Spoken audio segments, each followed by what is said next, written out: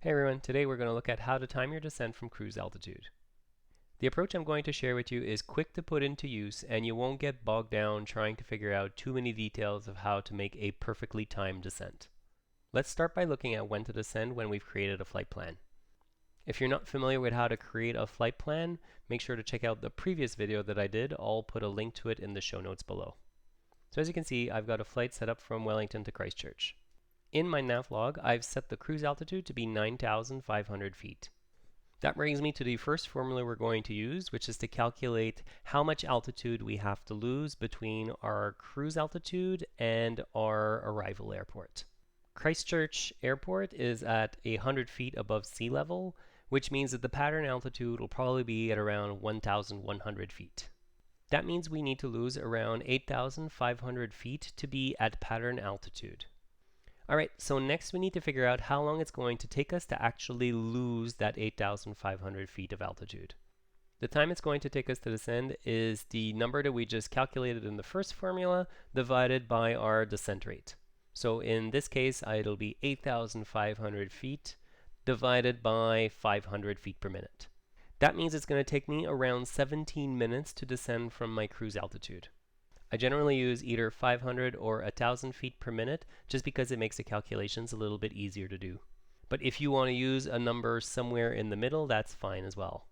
Now that we know how long it's going to take us, we need to figure out where exactly is that point that we start descending. That's where the navlog can be kind of useful. I've added a bunch of waypoints to my flight, and conveniently I've added one that's about 16 minutes ahead of my final arrival airport. So that's what you can do as well.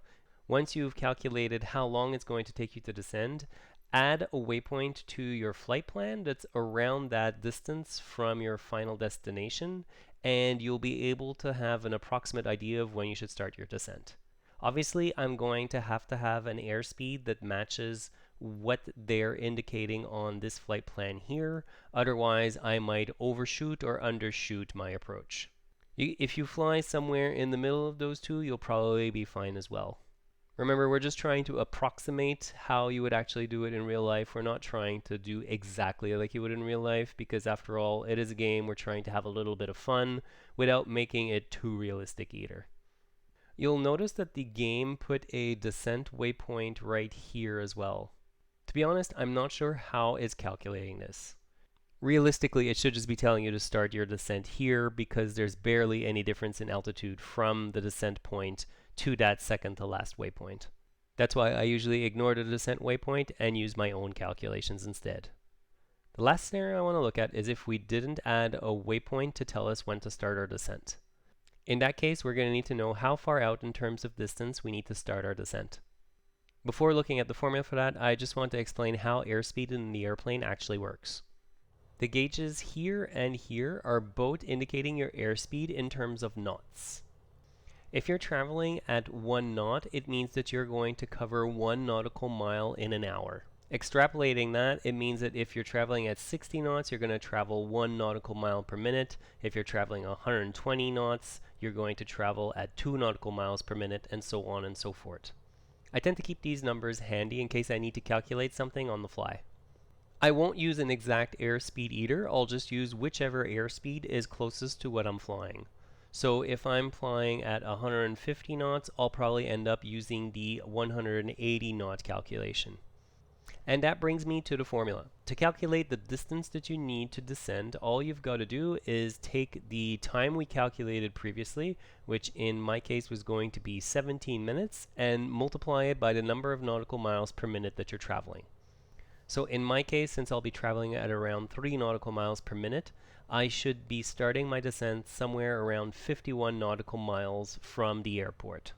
One thing to be aware of is that winds will affect these calculations. You should really be calculating how long it's going to take you to descend with your true airspeed rather than your indicated airspeed. But if you're flying in light to moderate winds, it should still be alright. If you're flying in strong winds, you might want to calculate your ground speed and use that instead. If you need a refresher on the different types of airspeeds, I will link you to a video that I did on that previously. Now that I have all the information I need to know when to descend, I need to figure out on the map where that point is going to be. There are 3 different ways you can do that. If you're flying with a flight plan, the flight plan's automatically going to update with your distance to your next waypoint right here. So once you're at the calculated distance, that's when you would start your descent. If you're flying around without a flight plan, there are 2 different ways you can go about it. The first one is going to be an approximation, but sometimes it can be good enough. You can see that on the bottom of the GPS screen here, there's a range that's indicated. This is telling you how far you're seeing out around your airplane. So in this case, since it's indicating 5 nautical miles, that means that all around we're seeing 2.5 nautical miles in either direction, or 5 nautical miles from end to end. This isn't going to be perfect, but for a VFR flight where you're just looking to get down, I think it can be sufficient. All you do is you play with the range until you see the airport on screen, and then you can approximate the distance from the plane to the airport based on the range that's indicated here.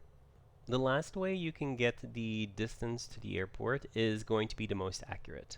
What you can do is find the airport you're flying to and activate a direct course to that airport. That's going to give you an exact distance between your airplane and the airport. To do that, all you need to do is use the outer button on the GPS to get to the nearest airports list, and then press the toggle cursor button and use the inner button to navigate to the airport that you want to fly to. So in this case, if I wanted to fly to the NZGY airport, I would just scroll down to it, press direct to, and enter. And now I've got a direct course from my airplane to there. And if I go to my primary flight display, I can see that the distance between my airplane and the airport is exactly 17.5 nautical miles. That's going to give me the most accurate measurement to know when to start my descent. So I hope you got something useful out of this video. If you enjoyed it, please make sure to like and subscribe. Otherwise, if you have any comments, put them below, and I'll see you next time.